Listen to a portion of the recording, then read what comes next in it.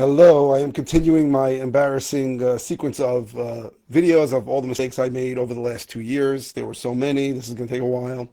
So I am continuing and I am telling you something that I did a couple times, which is incredibly embarrassing, and that is buying occupied properties for vacant prices. So I did this once in 2024, once in 2025. Now, I am one of the few investors that'll buy occupied properties. I mean, I guess everybody will buy occupied properties if the price is right. But I have no problem buying an occupied property and then evicting the tenants.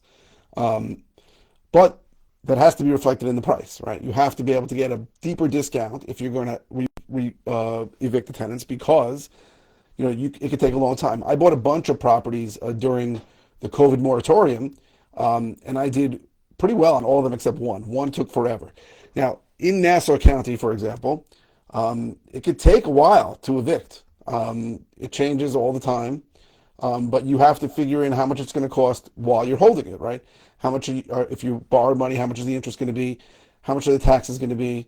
What other expenses? You're going to have other expenses. So, in addition, you're going to have legal fees to pay an attorney, and you're going to have court fees to pay the court.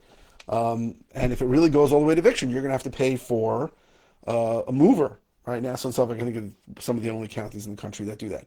So that has to be reflected in the price. And what happens sometimes is that I make an offer, and the seller is like, I'm going to get the people out. Right? A lot of sellers believe that the tenants are going to leave when they ask them to.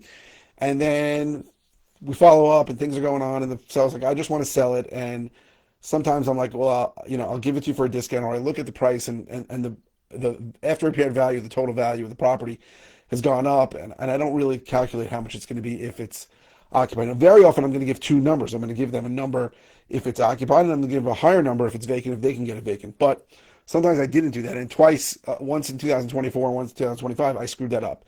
And I did not get occupied properties for as little as I should have.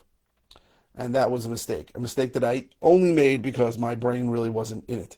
And I need to be more focused on these things. If someone is selling me an occupied property, I need to get it at significantly less than the competitors are going to pay for a vacant property, or what I'm going to pay for a vacant property. So don't make that mistake.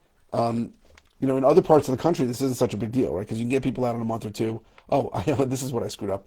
I screwed up something in Florida where everybody told me the eviction was going to be quick, and now I'm 11 months into it, and I'm paying a lot of money every month for interest, and I'm going to court in February, and I've had to pay legal fees. It's just not a good situation. And to me, it was a no-brainer. Everybody told me, don't worry, you're going to get them out quickly. And I couldn't. So that was a mistake. I hope this is helpful. Obviously, this is incredibly embarrassing to tell you all the mistakes I made. But if you like this series, and I've got a lot of good feedback, please like this, comment, subscribe, share, and let me know if there's any other topics you want me to cover. I'm happy to keep going through them. This might take another few weeks for me to get through all the screw-ups that I made in 2024, 2025. But thankfully, 2026 is looking amazing. Thank you very, very much for watching.